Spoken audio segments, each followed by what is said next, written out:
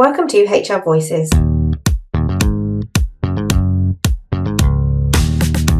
podcast for independent HR and people professionals and the businesses they support. HR Voices is brought to you by the expert team at HR Independence Limited.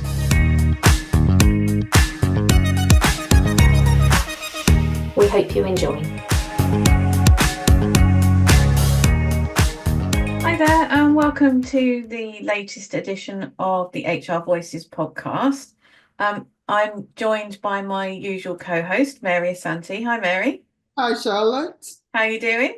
All right, thank you. You? Yeah, not too bad, thank you. So, what are we going to be talking about today? We'll be looking at HR trends for 2025 in this episode. So, looking at the key trends that will be impacting on HR generally, and as a result, on the workplace, on different employers, industry, etc. Okay, sounds really interesting. Obviously, there's a lot coming up, and I know we're going to talk about one of the things, which is AI. And of course, in a sector that's all about people, that's quite an interesting sort of topic of conversation, because we don't really want to take the people element out of HR, but we'll talk about how perhaps AI can support the sector and small businesses. Absolutely. I think AI, that's artificial intelligence, like most technology, when it's introduced into the workplace, there are real concerns and panic sometimes among people as to how is this going to affect my job.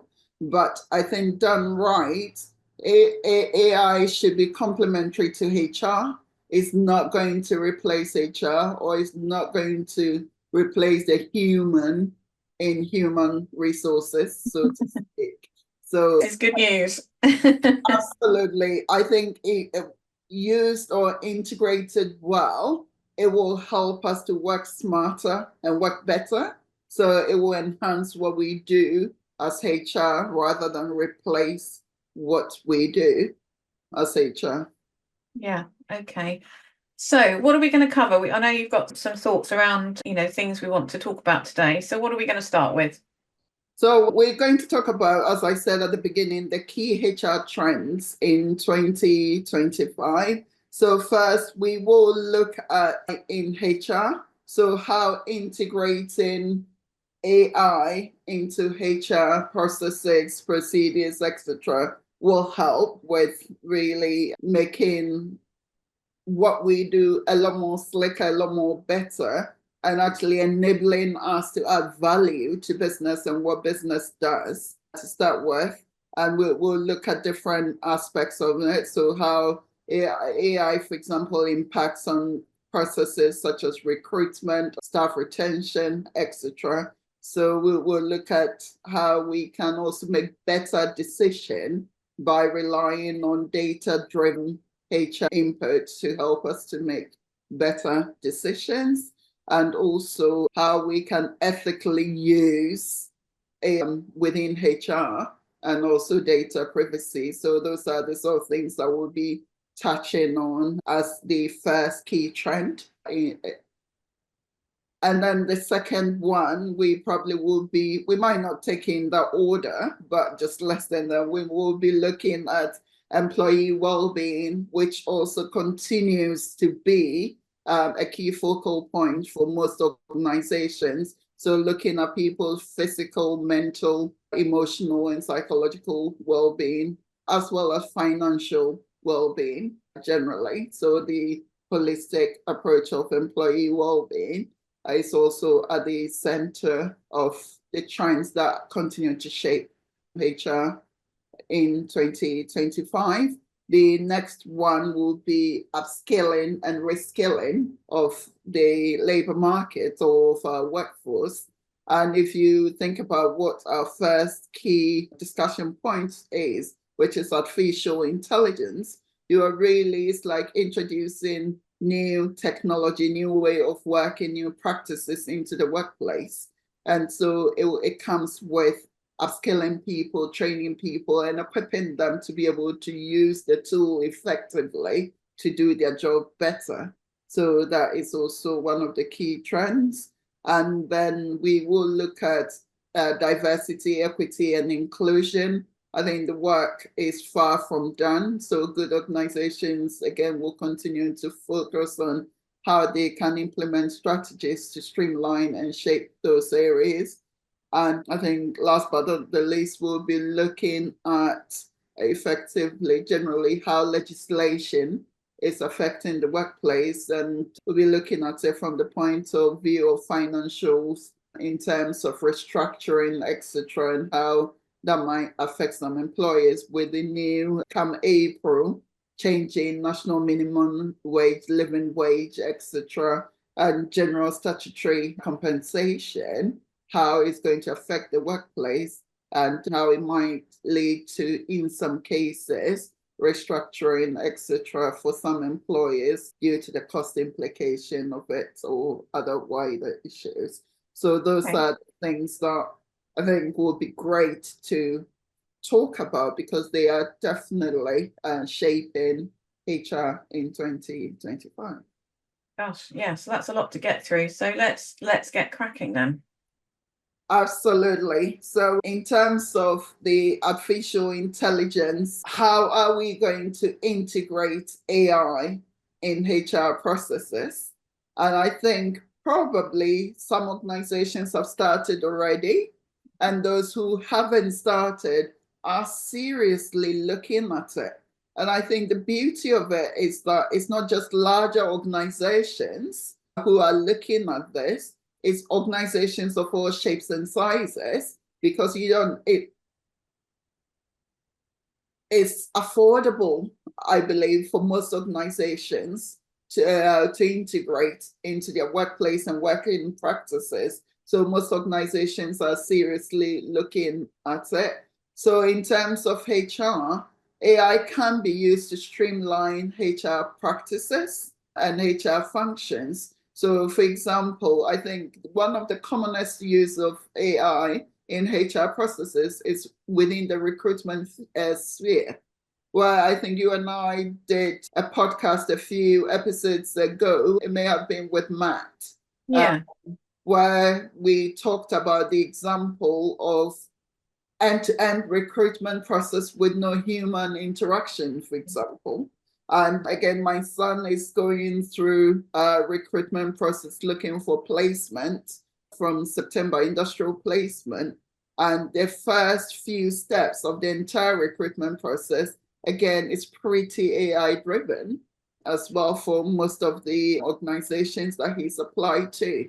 So it's here to stay and it's shaping and it's already changing the way we recruit people into organizations, for example.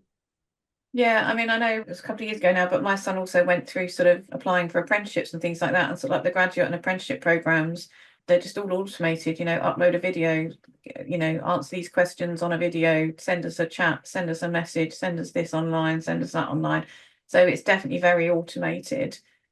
Yeah, absolutely. And there's also how AI integrates into things such as employee engagement. So again, the idea is that you'll be able to get a better gauge of how your employees are engaged within the workplace with the integration of AI into your HR processes as well. And I think that basically all aspects of the entire employee life cycle, AI can be deployed to make it much better. And I think a much better experience for all the workforce, for all employees within the workforce. I know we'll touch on specifically the ethical use, and this might be a good time to touch on it anyway. So we've touched on, or we've talked about recruitment as an example. It's imperative that we actually, as HR professionals, ensure that any tools, any systems, any algorithms that we are using as part of our recruitment processes are not riddled with biases, whether it's conscious or unconscious. so that it gives all employees, all potential employees, applicants, a fair chance at sort of succeeding in that recruitment process, so that effectively at the end of it all, the best person gets the job, not the fact that it's written or is designed or implemented in such a way that it excludes a certain group of people, a certain minority group of people. So yeah, it's quite important that it's ethically sort of implemented in the workplace. Yeah, the whole ethical side of it is definitely a big debate generally, isn't it? I mean, we've got the government's plan as well, to focus more on AI, and that, there's got to be a crossover between the ethical use and, the actual use, hasn't there? I think absolutely. One of the things, as we know as HR professionals, is around data privacy. So protecting the privacy of employees.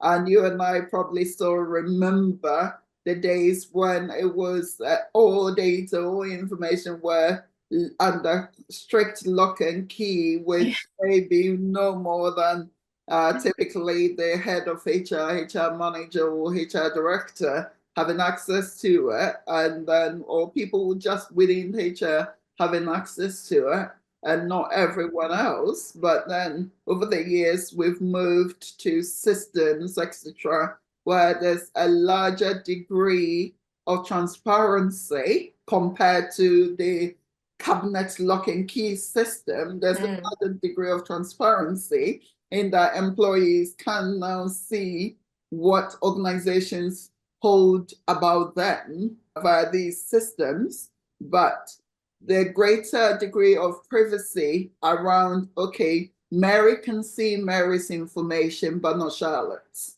Yeah.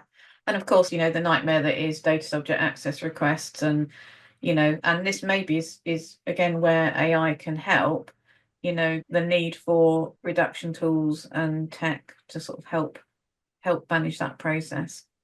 I think absolutely. So talking about data subject access requests and how it's becoming increasingly popular is probably a podcast episode on its own, maybe one that we should actually explore. But you are absolutely right. We are seeing an increasing number in data subject access requests. And again, having integrated tools which helps with harvesting of the data, the reduction of the data, etc., before it's handed to the subject who requested for access will be sort of very beneficial and will help save a lot of costs to organizations as well, because those things done well are quite costly for organizations. So it's something to be mindful of. And I think the other aspect of it is generally, if we put recruitment to one side, all other HR processes, such as even performance management, we're constantly sort of worried when it comes to performance-related bonuses, which a lot of the time is very hard to separate from performance management process, isn't it? Because the easiest way is to say, well, I've reviewed the person based on the outcome of the review. This person is warranted X amount of bonus compared to that person who only warrants Y amount in terms of bonus. So it will be, again, very good, and I think will help streamline performance-related bonuses and some of the processes around salary reviews, etc., within organizations, and even helping to bridge gender pay gap within the workplace. So there's some real advantages and the real benefits to integrating AI into HR processes generally. Yeah, I mean, I suppose AI just generally comes with a fear factor around the reduction of jobs and roles and responsibilities. I think, as we've said all the way along, it's got to be complementary to and to enhance rather than to replace. Absolutely. And I think that's a way around sort of putting humans at the center of technological evolution. And that is the way to do it and the way to go. I think that is what mostly the advancement of technology is. Okay, with advanced technology, etc. And now how do we integrate it properly by putting people at the center of it so that it becomes an enabling tool for people to do their jobs rather than a tool that makes people redundant in their jobs. Yeah, and I mean, we're going to come on to skills and, reskilling, but I mean, some of that comes down to actually helping people understand and how to use it and what it is and what it means. Absolutely. So, you've absolutely got to educate. There's definitely an educational piece on that. Absolutely. And I think, like most things, when we think back when typewriters were introduced into the workplace, yes, some jobs, I'm sure, panicked and disappeared or revolved, and there was some sort of evolution around how people recorded things and all those sort of things. The same way when computers were introduced into the workplace and actively and massively used by most workplaces, there was a shift between how people typed up notes, etc. I think you and I have seen the transition in the workplace where almost every senior manager had a PA or a secretary working with them, to almost all of them not having them anymore. But what people now have to help them manage their times, calendar, logistics better are virtual assistants or personal or virtual assistants who kind of do things slightly differently or in a slightly different way because of the technology that is available to them. And I think the same way there will be some sort of evolution in the workplace due to the implementation of AI, but I've got no doubt that our skills as people will evolve so it becomes more complementary rather than replacing every single jobs out there. I think let's not sugarcoat it. There will be some jobs that will disappear, but there will be opportunities to upskill and reskill those people to be able to do something better or something different that will help add value to what the organization is doing. Yeah, and I suppose what it might do is extend roles in other sectors, so the IT sector, the data sector, the AI sector, that there's going to be more job roles in those areas. But it's like anything, isn't it? It's just about keeping up to date, and the older we get, sometimes the less inclined we want to be learning new technologies. I'm like with tech, I'm not too bad, but there are moments where I just sort of think, oh goodness me, something else to learn or another app to download or another something to do. So I think it's about understanding the need to upskill, but to be supportive of that and to help people to do it. Absolutely. It's about understanding your workforce, your current sort of learning, the stage is at, and to identify the gap in learning with the introduction of AI into your workplace and putting this in place to really equip them, to upskill them, etc. But it's exciting. It's interesting. And watch this space. And I think if any function, actually, if you think about it in the workplace, that is so adaptable, I think HR is one of the key functions in the workplace that is extremely adaptable, because the amount of things that is thrown at HR, and every single time HR rises up to the challenge. And I've got no doubt that the same way we'll rise to the challenge of integrating AI into what we do to deliver better value to our organizations and our clients. Yeah, absolutely. You're right. We do rise up to the challenge. And I do think that actually the variety of stuff that as a sector HR professionals deal with, I think almost does make it a little bit harder to sort of wipe out the whole HR sector with technology, because ultimately there's lots and lots of parts of the employment cycle that need a human intervention. Absolutely. Yeah. Okay, so what's next? Let's move on. What are we going to talk about next? The next one is looking at employee well-being, which continued to be one of the key focus points in shaping up trends or HR trends in 2025. And employers will be looking at the physical, mental, financial well-being of employees. So thinking and taking a holistic approach to the well-being of employees generally. And I think this particular saying is an old saying effectively, but it's still very relevant and very true, that a happy workforce is a productive workforce. Yeah. So when your employees are much happier in themselves, they are much happier in what they do, they're a lot more productive. And so there is a benefit to an organization in making sure that the employee well-being strategy that you have in place is effective and is beneficial to your workforce. I think one of the key things to be mindful of is that a lot of the time we do things because that's what others are doing too within the workplace. So we put employee benefits in place, and okay, we've got employee benefits, we've got employee assistance programs, we've got discounts, we've got this, we've got that, and the rest of it.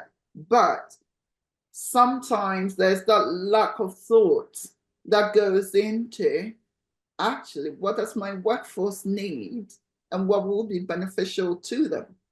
And sometimes it's just worth asking that question.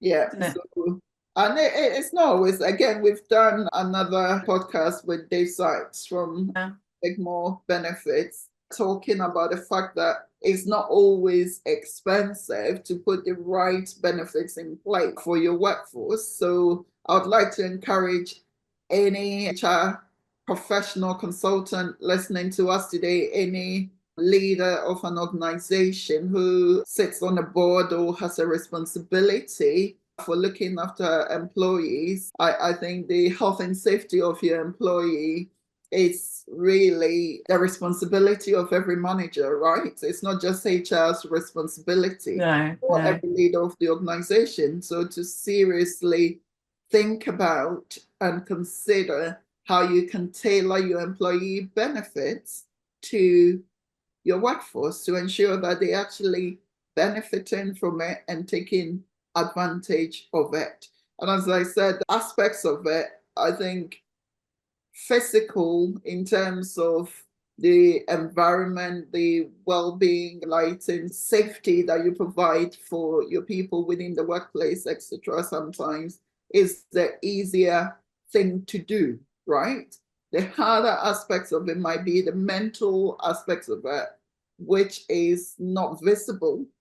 And sometimes because it's not visible, we tend to forget that mental challenges that people go through within the workplace. So bearing that in mind is also helpful. So mindfulness, some sort of well-being, relaxation, etc., around the workplace that help with that, having mental health first aiders trained within your workplace, or even if at all possible, training all your first line managers to be aware of mental health in the workplace is of great benefit to the organization.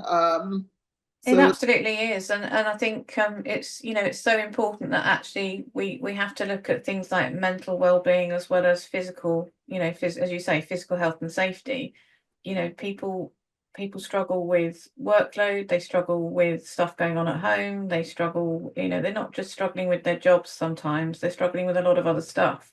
And if you can support that early and put resources in place to help support them, then they may have a better outcome or feel looked after, and that that somebody's got their back.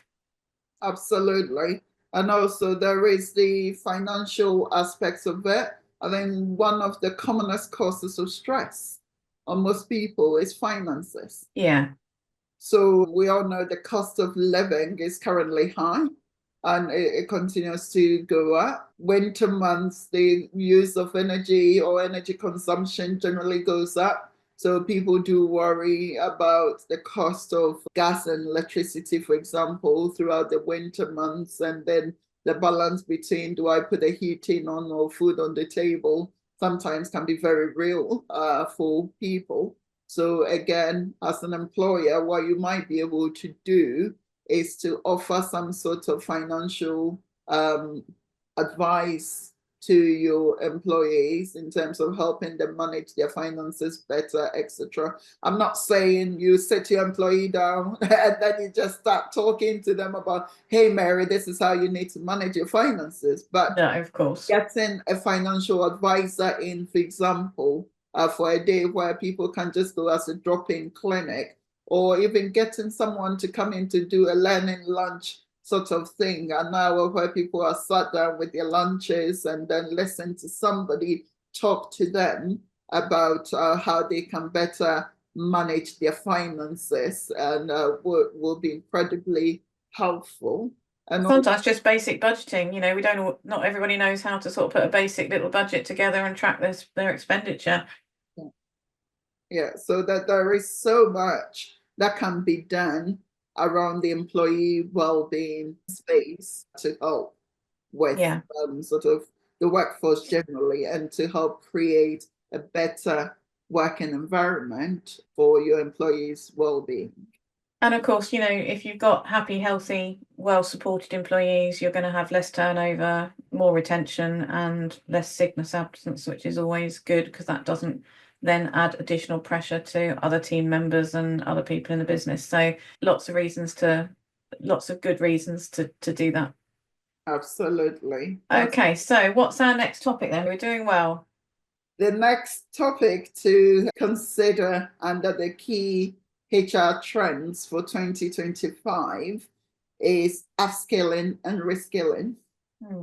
Yeah, and of course we've touched on this a little bit, talking about the AI, but yeah, definitely. Yeah. So within the workplace, I think we had a huge chunk of, was it the past couple of years, where there was real worry about skill shortage within the UK specifically, in various sectors, sort of for various roles. And of course, I think when recruitment needs arises, one of the first solutions is always to look at, okay, can we get people in? But one of the key solutions is always looking at your workforce and to see how you can either upskill or reskill them so that they can do the jobs that you need people to do. Because you and I have come across situations that's where people are sidelined because they don't have the skills to do the job the employer needs them to do. And there's not always that consideration of, actually, can I upskill this person, or can this person retrain to get the skills they need to be able to do the job?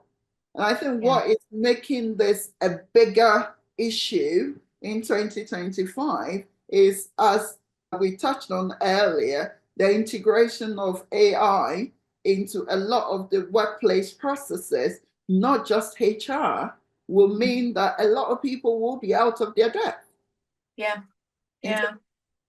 In terms of how they do their jobs, etc. So there is a need for managers, for organizations, for leaders, for HR, learning and development professionals to really recognize that, okay, we need to start preparing our staff to be ready when the systems integration takes place, when this AI tool integration takes place, to enable them to be do their job better.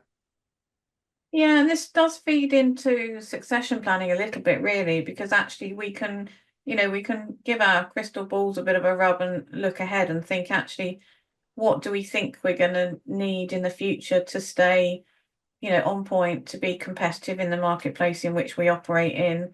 And actually you can sort of feed into that and think, okay, let's start planning now and let's start upskilling now. I mean, there's lots and lots of benefits to providing training and development and, and upskilling to staff, because again, it helps with retention. It helps with employee development. They feel valued, they're learning new skills, they're keeping current. There's lots and lots of good reasons to upskill people and to have development plans in place. Absolutely. And one of the key benefits also is cost savings, because the cost of recruiting someone new into your organization, bringing them up to speed before they actually, you start seeing the return on your investment in bringing a new recruit on board. So there's a lot to be said to retrain, to upskill, to equip. There's members of staff that you already have that have the understanding of your business, they understand how you operate, your culture, your systems, etc., to be able to continue to deliver value to you. So there's a cost-saving element to that. I mean, of course, there are some instances where you wouldn't have an option but to recruit people into the organization, whether it's growth or replacing employees who may have left, or that you've acquired a new sort of business which requires a totally new set of skills and development, which may take longer to retrain in some cases. So yes, there are always, and there will always be opportunities to recruit into your organization. But I want to focus people's mind on, when you are looking at your requirements, your skills, you're doing a skills analysis to determine what you need as an organization, not to just kind of push your existing workforce to one side because this is what they currently do for you, and you can't just see them doing that new project or taking on that new challenge for you. I think a real analysis of the skills that you have within your organizations, the people you have, who is doing what, and who you can train to be able to take up some of the new challenges, etc., is very important. Also help with career progression for individuals, right? Yeah. I mean, the other thing I think is quite interesting is, we talked a little bit about PDPs, having personal development plans in place. I think there needs to be a really, really good, clear understanding between the difference between a personal development plan and a performance improvement plan. So between your PIP and your PDP, because actually a personal development plan should, something you should have for all your employees around how you're going to upskill them and how you're going to develop them and how they're going to grow in their role. Whereas sometimes I think that, amongst employees, there can be a little bit of confusion that if you've got a PDP, there's something wrong. It's not necessarily. A PDP is developmental, whereas a PIP, your performance improvement plan is actually, we need to get you to a certain level and we need to upskill you to get there. But, there's definitely some crossover between them. I think there is a crossover, and maybe for the benefit of people listening, that's just where in HR we get riddled with acronyms and abbreviations and definitions and stuff a lot, isn't it?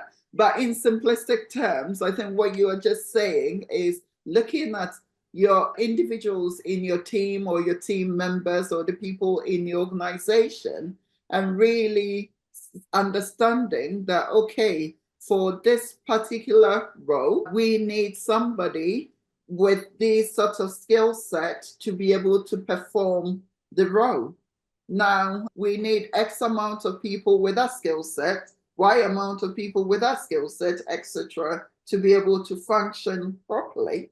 And once you've done that, then looking at, okay, who do we have in either this team or this function or this organization that possess these type of skills? So you almost map the skills of your people against what your team or what's your department, team, or organization needs, depending on the size of your operation, right? And then go, right, okay, we've got this person that has got X, Y, Z skills, but lacks these skills. Or we've got that person that has A, B, and C, but lacks X, Y, and Z. So are they things that we can train those same employees to be able to take up those skills? Mm-hmm. Or is it that it's too far apart, the gap we've identified, that we probably need to bring different people in to support or to help. So I think it's just going through that exercise a bit. And sometimes in organizations, people can get pigeonholed, right? Yeah. This is what you do, so you continue to do that. And there's sometimes no consideration at all for, okay, kind of tweaking this here, doing that there, and changing the angle slightly. This employee with pigeonhole can actually blossom, stand tall, and make better contribution to what we are trying to do. Yeah, absolutely. Okay, so that's upskilling and reskilling. What's next? I think the next one is looking at employment legislation, and also generally legislation that typically comes into place in terms of around national minimum wage, living wage, etc. Would tend to be typically in April, the beginning of the financial year, and the impact on organizations generally. Yeah, so I mean, we know this happens every year in April and October. Generally, the changes are April, and of course there are rises coming, and it also sort of impacts all the statutory minimum pay rates for things like statutory maternity pay, statutory redundancy pay, you know, all the parental leave and all those sorts of things. So that's coming in anyway. But of course, what we've also got on the back of that coming in April is the rise in national insurance contributions for employers that came out of the budget from 13.8% to 15%. And that is, you know, whilst it doesn't sound a significant rise, if you're talking, you know, a fairly hefty payroll, it's a big chunk of money. And this is going to have an impact. It's going to have an impact on big businesses, but it's going to have an impact on small businesses too. And actually, you know, having spoken and chatted to some of my clients, you know, they're already saying to me, we're going to have to, you know, not replace a couple of roles if people leave, or we're going to have to reduce the workforce, or we're going to have a real look and a review to see how it lands and what the impact is, and, you know, whether we can carry it. And of course, I suppose what then comes out of that is that many organisations and businesses are probably going to put prices up, which is going to affect the cost of living. So we're in a bit of a cycle, aren't we? So it's going to be an interesting time. Yes, it's an interesting time indeed. And whenever there is an increase in sort of employers' national insurance liability, then regardless of what the size of organizations, etc., around the boardroom, in management discussions, in discussions involving finance directors, etc., as chief executives and stuff, there's always that concern about how is this going to impact sort of our numbers? How is this going to impact our budgets? And also you look at the pay increase in national minimum wage, living wage, etc. Again, that's another aspect of increase in payroll costs. So yes, there's that great concern around how it's impacting, how it's going to affect organizations. And then I'm sure lots of FDs, finance directors, and management accountants around the country are busy modeling to see how sustainable it will be for organizations in terms of the costs and stuff. And you are right, at the end of the day, someone will have to pay for it. And for most organizations, whether they are product organizations or service organizations, consultancy, etc., the person who typically pays is the end user or the customer. So that would invariably lead to higher costs in terms of pricing that we see around generally. So it's so I suppose it you know, we just may see from an HR perspective, we may see a flurry of restructures, reorganisations, and potentially redundancies. Potentially. I think again it's almost like a vicious cycle, isn't it? It's a dominoes type thing where the moment you start looking at numbers, for most organizations, the biggest cost are people. Payroll is the biggest cost in most organizations, right? So for a lot of those organizations, X percentage increase in payroll costs means that a bigger chunk in terms of extra money or the impact of on cash flow for some organizations. So yes, there's always that, okay, what can we do differently? And redundancy, although it's always the last resort, but organizations do use that as an opportunity to look at their structures to see what is working, what isn't working, and how they might be able to do things differently. Yeah, no, I think that's definitely going to come to play a little bit. Yeah. Do you want to touch a little bit on the neonatal leave? And yeah, let's just talk about that, because that is, I mean, obviously we've had quite a bit of legislation that's come through the employment bill and things like that, but a lot of that isn't due to land until much later in the year or even into next year. But the one thing we have got coming in from April is the new neonatal leave and pay, which is going to help provide some support to parents that have a child in neonatal care. So that's going to be a new policy, a new family friendly leave, with statutory pay rates attached to it and things like that. So something just to be aware of coming in April. Yeah, thank you for that. Yeah, absolutely. So again, a step in the right direction, I think, in terms of the neonatal leave and pay aspects of it. I remember sort of when I had my kids, two of my kids went into the neonatal unit, and it was just my maternity leave I used those days. So I think it's really good that consideration is being given, because sometimes some kids can be in intensive care for quite a while. So it's quite nice for the parents not to worry about the need to rush back to work, etc., just because they are running out of maternity. Yeah. I mean, if you think about it, for many parents, it's going to be a no-brainer. If your child's in that situation, you're just going to be there, aren't you? But it does take some of the worry away from, I've got to ring work, I've got to do this, I've got, I've got responsibilities. So, surely any employer is going to want to support an employee through that. And this is just a way that the government are actually helping employers to do that. Absolutely. Great stuff. I think the last one to consider today is diversity, equity, and inclusion. Mm-hmm. And again, I think almost a common thread, actually, the way sometimes I think we went through a whole phase as HR, isn't it? Where we bored people out of their mind, in terms of, you need to have a rationale behind doing this. You need to document your rationale behind this decision, etc., in the spirit of fairness, equity, etc., within the workplace.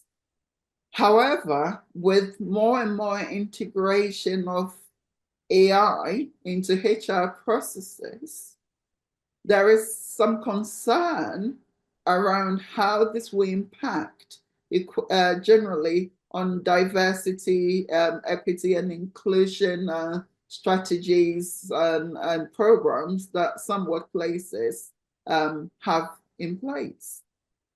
Okay. So I think most employers would also be reviewing some of the programs they have in place, the impact. I think is almost a no-brainer that when you're bringing in new systems in, that impact on HR processes, that you take these policies that you have in place around equality, diversity, and inclusion, generally, just to make sure that you remain compliant with the Equality Act, but also more importantly, I think that you remain a good employer. Yeah. I honestly think that the whole thing around diversity, equity, and inclusion equals quite simply being a good employer. I don't know. Of course it does, yeah. I mean, it's something that actually I've been talking to my clients a lot about recently, with going around to the clients and delivering the new sexual harassment training, because actually what we're doing is we're going right back to basics and talking about, what's equality and what's diversity and what's inclusion. So yeah, it's really, really interesting that it's sort of back up on the agenda. But yes, I mean, in most cases, it is about just being doing a reasonable thing, doing the thing that would be expected of you in the circumstances. We want to be good employers taking and making reasonable decisions and actions. I think absolutely the recognition that you have a diverse workforce, and actually a diverse workforce is being proven and backed by research. The McKinsey's diversity-based research and others actually shows that there is more organizations that are more diverse in various aspects of it, whether it's gender, ethnicity, etc., are a lot more profitable because you enrich the knowledge, you enrich your culture, and you enrich your delivery generally. So it's in the interest of the organization actually to make sure that you get equality, diversity, and inclusion right. And sometimes it's about building the culture for your organization, isn't it? So you don't necessarily, I mean, as much as we go back to the basics of, we've got to treat everybody the same, equally, fairly, and the same. Actually, sometimes you want to embrace the diversity. If you understand your culture and you understand diversity and you understand how it works in your business, sometimes you want to embrace it and work with it. And that is why I know I've used this slightly interchangeably now, but that is why at the beginning of the statement, I went equity rather than equality. Yeah. Because equity is really giving people the right support they need to be able to help them become inclusive or included within the workplace. Because actually giving equal opportunities to everyone isn't necessarily the right thing to do or the right answer. So, for example, just say, okay, in a very simplistic term, having an interview day where people come in for interviews and your room for all the activities are based on the second or third floor, and you are in a building with no lift in it. So by deciding, okay, this is where we're going to do it, and actually in our building that there are no lifts, but only stairs, it means that you are instantly potentially excluding people with physical disability or wheelchair users, for example, from even coming to that assessment place to be able to partake in the assessment, to give them a chance of even getting that job in the first place. And that is one simple illustration of how, okay, we've given equal opportunity because we've asked everyone to come in on the same day and to take part in the same assessment. And again, the nature, the format of your assessment, if you're not taking into consideration people with different disabilities, for example, individuals coming into the workplace, or people with autism or people on the autistic spectrum, for example, and you bring everyone in, you put everyone together, it's suddenly a very noisy environment. Some people may struggle to cope with such assessments. And so saying, well, I've given all the candidates equal opportunities to partake is not necessarily the right thing to do. No, it's definitely an interesting topic, isn't it? Yeah, employment bill, and there's discussion around further increasing, gender pay gap and diversity and reporting, isn't there? There's definitely some more stuff afoot on that. Yeah. So there's a lot more to be done in the area of diversity, equity, and inclusion. So again, it's one of the key areas that continue to shape up trends, HR trends in 2025. Yeah. Wow. And I don't know, did we think we were having a rest this year? What? Clearly we're not. Yeah, I think that's one of the things that makes HR exciting. That is one of the things that makes people working with people exciting, and also putting people at the center of what you do very exciting, because there's always so much we can do to positively impact on the workplace. Yeah, definitely. Okay, well, that's a bit of a whistle-stop tour, but it's very, very interesting. So lots to consider and lots to watch this space for, really. Yeah. Okay, well, thank you for putting that agenda together and the list, because that was really, really helpful. For those of you that are listening, if you want to be a guest on the HR Voices podcast, then by all means get in touch with us. Or if there's something you specifically would like us to cover, then again, get in touch with us at hrvoices@hrindependence.co.uk. And we will look forward to bringing you the next edition of the HR Voices podcast. Thank you, Mary, for your insights. Thank you, Charlotte, and thank you everyone for tuning in. We'll see you again next time. Take care. Bye.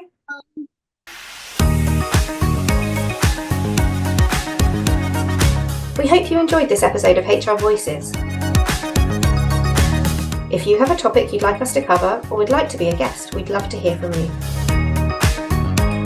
Connect with us on social media or email us at hrvoices@hrindependence.co.uk. Tune in next time.